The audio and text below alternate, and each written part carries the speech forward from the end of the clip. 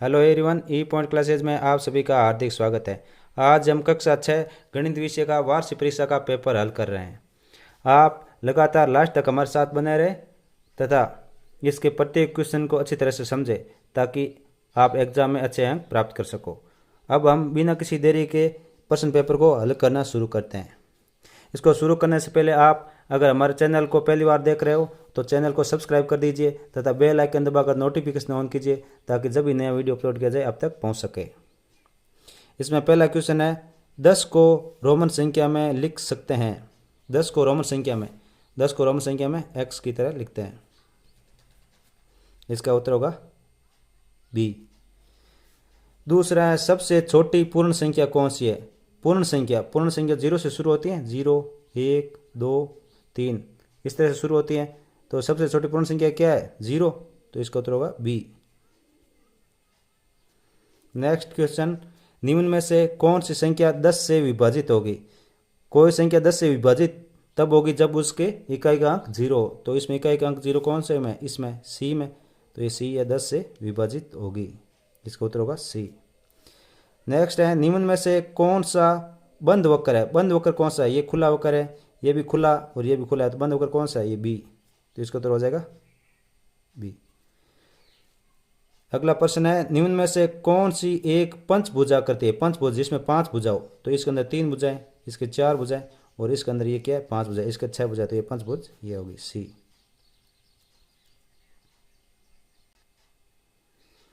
Next है, 1/2 की तुल्य भिन्न है। 1/2 की तुल्य भिन्न है। इसके अंदर देखो, इसको 3 से गुणा करेंगे ऊपर वाले को तो नीचे वाले को 3 से गुणा करनी पड़ेगी तुल्य भिन्न के लिए। तो इसको 3 से गुणा किया तो आए 3 और नीचे वाले को 3 से गुणा करेंगे तो आएगा 6।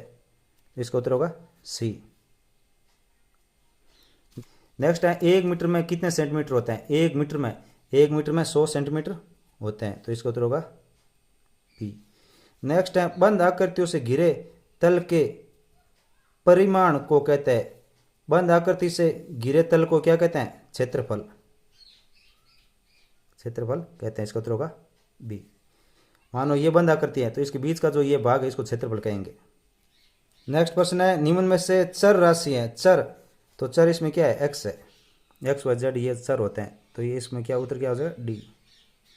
नेक्स्ट है, समकोण 90 डिग्री के कोण को क्या कहते हैं? समकोण। तो इसमें उत्तर क्या हो जाएगा? बी। इसका उत्तर होगा बी। नेक्स्ट प्रश्न है, आयत का परिमाप होता है। आयत का परिमाप इनमें से देख के यहाँ पे भरना है। तो आयत का परिमाप तो 2 गुणा लंबाई प्लस चौड़ाई होता है। तो ये 2 आएगा यहाँ पे। अब इसके अंदर ये 3.3 और 3.3 के आगे ये 3 0 लगा रखा है। तो इसमें लगाना है कि ये बड़ी है या बराबर है। तो ये क्या है? बराबर। अगर हम इसको 3.3 इसको 1 0 लगाओ, चाहे 3 पॉइंट इसके आगे 2 0 लगाओ, चाहे 3 पॉइंट इसके आगे 3 0 लगाओ, 4 0 लगाओ, उससे कोई फर्क नहीं पड़ेगा। ये एक जैसे ही है। इनका सबका मान 3.3 ही है। अब इसके अंदर 3/6 में क्या जोड़ा है कि उत्तर 3/6 ही आए। तो ये 2 ऑप्शन है, इसमें क्या है? 0। तो 0 जोड़ेंगे तो क्या है? 3 0 में 3/6 जोड़ेंगे 3/6 ही आएगा। नेक्स्ट है, वह कोण जिसका माप एक समकोण से कम हो। तो कोण कौन सा होता है? न्यून कोण। समकोण से कम मान हो तो वो होता है न्यून कोण। नेक्स्ट प्रश्न है, ऐसी रेखाएं जो प्रतिच्छेद नहीं करती हैं रेखाएं कहलाती है समानांतर। क्या कहलाते हैं? समांतर रेखा कहलाती है। 4 भुजाओं वाला बहुभुज चतुर्भुज कहलाता है। जिस संख्या में इकाई के स्थान पर 0, 2, 4, 6, 8 हो तो वह संख्या सम संख्या कहलाती है। संख्या 2 एक संख्या है तो अभाज्य संख्या होगी। संख्या 2 अभाज्य संख्या होगी क्योंकि 2 में किसका भाग जाता है? 2 में 1 और 2 यानी 2 और संख्या खुद का ही भाग जाता है और किसी संख्या का भाग नहीं जाता है। तो ये क्या होगी? अभाज्य संख्या होगी। गिनने वाली संख्याओं को संख्या कहते हैं। गिनती गिनने वाले यानी 1, 2, 3, 4 इनको तो प्राकृत संख्या है।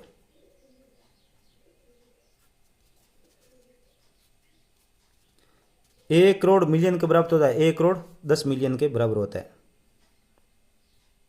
यानी 10 लाख का 1 मिलियन होता है। तो 1 करोड़ में 10 लाख कितने होता है? 10 10 के 10 होता है तो 10 मिलियन हो जाएगा। नेक्स्ट है निम्न कथनों के आगे सत्य असत्य अंकित कीजिए। सत्य असत्य अंकित करना है। पूर्ण संख्या जीरो का कोई पूर्ववर्ती नहीं होता है। पूर्ण संख्या जीरो का पूर्ववर्ती -1 होता है, तो ये क्या है, ये असत्य है। नेक्स्ट है दो सम संख्याओं का गुणनफल सदैव एक सम संख्या होती है, ये सत्य है। अभाज्य संख्याओं के कोई गुणनखंड नहीं होते। अभाज्य संख्याओं के कोई गुणनखंड नहीं होते हैं, तो ये असत्य है। जैसे 5 है, 5 अभाज्य संख्या, लेकिन इसका गुणनखंड 1 है और 5 इसका गुणनखंड है, तो ये 1 और 5 गुणनखंड होते हैं। वर्त की प्रत्येक जीवा उसका एक व्यास भी होता है, ये असत्य है। क्योंकि एक जीवा जो उसके केंद्र से होकर जाती है वह केवल एक ही व्यास होती है, बाकी नहीं होती है। एक संपूर्ण घूर्णन का माप 260 डिग्री होता है, तो ये गलत है। ये कितने डिग्री होता है, एक संपूर्ण घूर्णन का मान होता है 360 डिग्री, तो यह हो गया असत्य।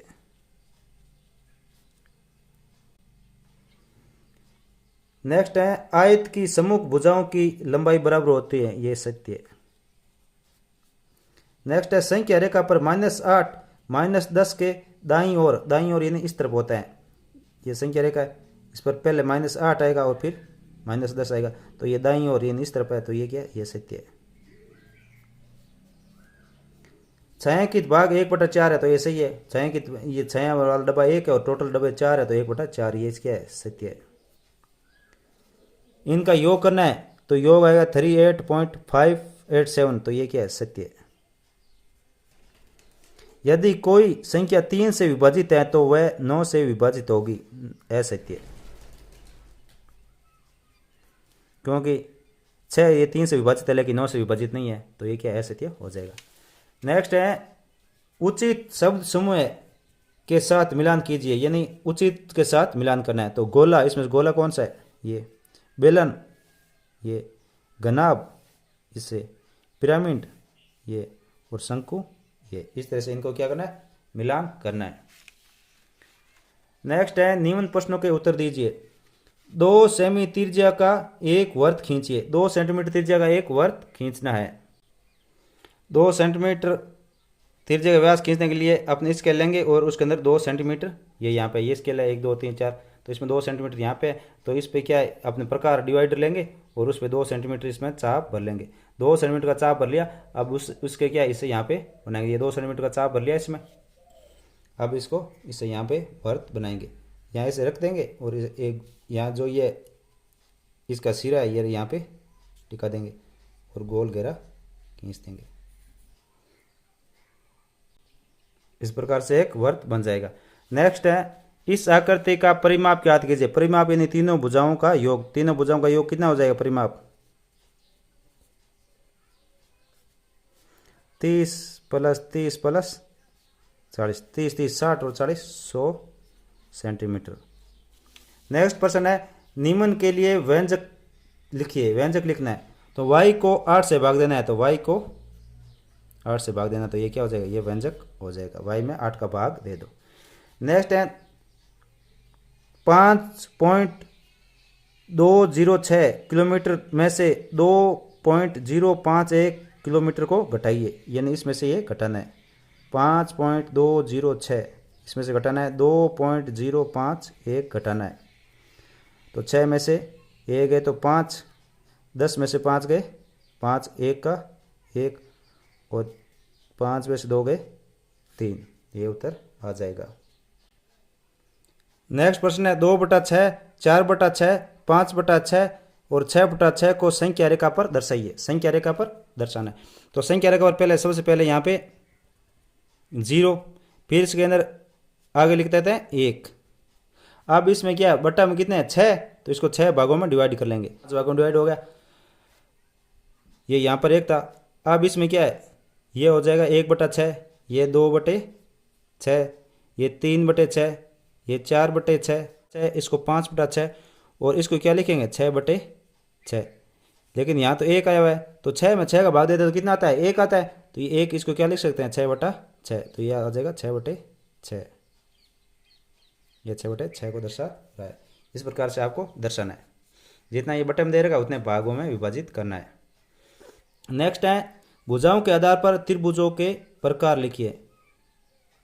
तो समबाहु,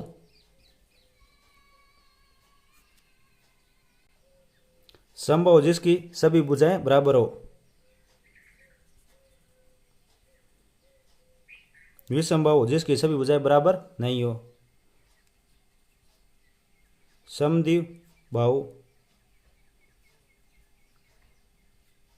जिसकी दो भुजाएं बराबर हो।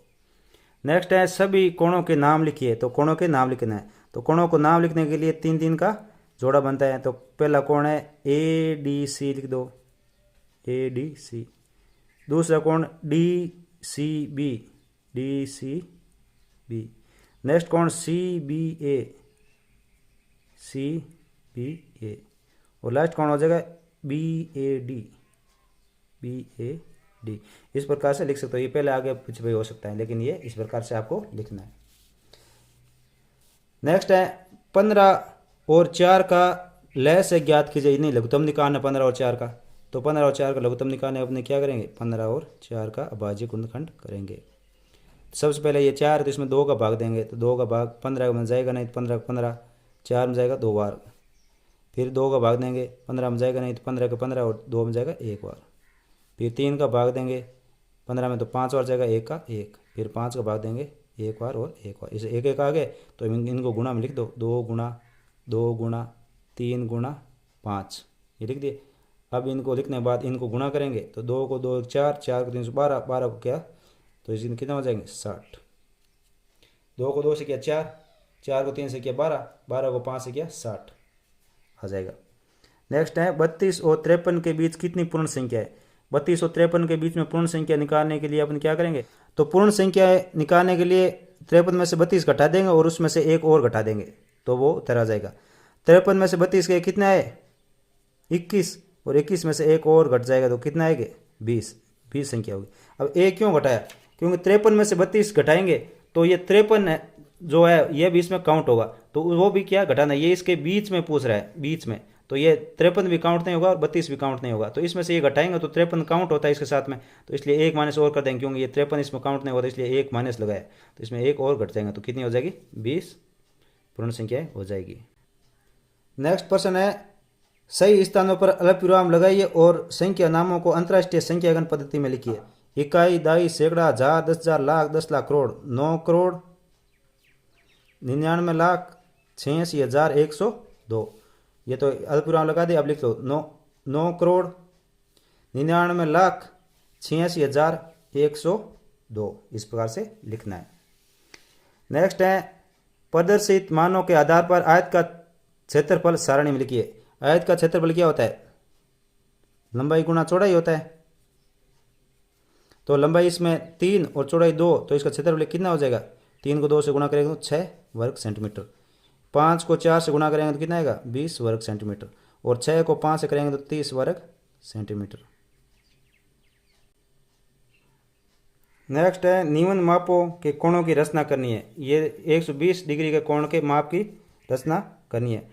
तो इसके लिए अपन क्या करेंगे, अपने एक स्केल लेंगे, स्केल लिया और इस पे इससे क्या एक लाइन खींच देंगे, एक लाइन खींच दी। अब इस पे ये बिंदु बना दो। अब यहाँ पे स्केल रख के यहाँ लाइन खींच दी। अब यहाँ पे डिवाइडर यानी प्रकार रख के अपन इसका कोण की रचना करेंगे। तो इसके लिए अपन ये प्रकार, इस प्रकार के जो ये सिरा है इसको यहाँ पे रख दो और पेंसिल के साथ ऐसे एक अर्धवृत्त बनाओ।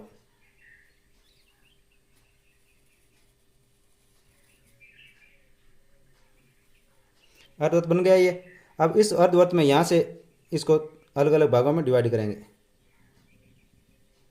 इस तरह से। ये कर दिया इसका, और फिर यहाँ पे रख के और ये जो जहाँ पे ये डिवाइड हो रहा है वहाँ से एक और। तो इस प्रकार से ये पहला यहाँ निशाना है, ये 60 डिग्री आता है और फिर आगे 60 डिग्री और, यानी ये 120 डिग्री आता है। अब इस सिरे से लेके और जो ये जहाँ एक दूसरे क्रॉस करें यहाँ से एक लाइन खींच दो, तो ये क्या हो जाएगा 120 डिग्री का कोण बन जाएगा।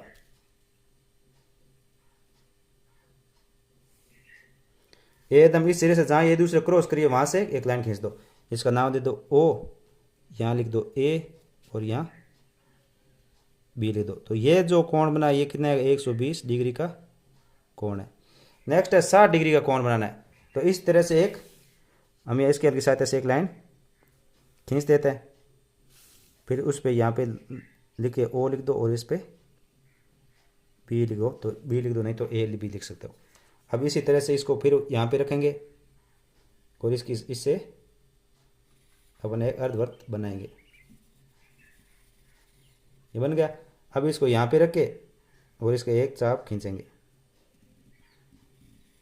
जो ये पहला चाप खींचा ये 60 डिग्री का होता है। अब इसको मिला दो, जो एक दूसरे को काट रहे हैं इस बिंदु को इस बिंदु से मिलाते हुए एक रेखाखंड खींच दो।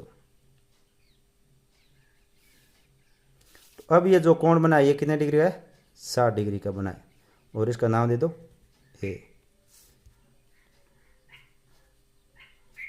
इस प्रकार से कोणों का रचना करनी है। अब लास्ट प्रश्न बचा है अथवा में। इसमें पहला है, एक शहर में प्रतिदिन समाचार पत्र छपता है, एक प्रति में 12 पृष्ठ होते हैं, प्रतिदिन इस समाचार पत्र की 11,980 प्रतियां प्रतिदिन इस समाचार पत्र की 11,980 प्रतिदिन इस समाचार पत्र की 11,980 प्रतियां प्रतिदिन इस समाचार पत्र की 11,980 प्रतिदिन इस समाचार पत्र की 11,980 प्रतियां छपती हैं। तो बताइए कि सभी प्रतियों के लिए प्रतिदिन कुल कितने पृष्ठ छपते हैं। तो अपन ये पहला वाला करते हैं।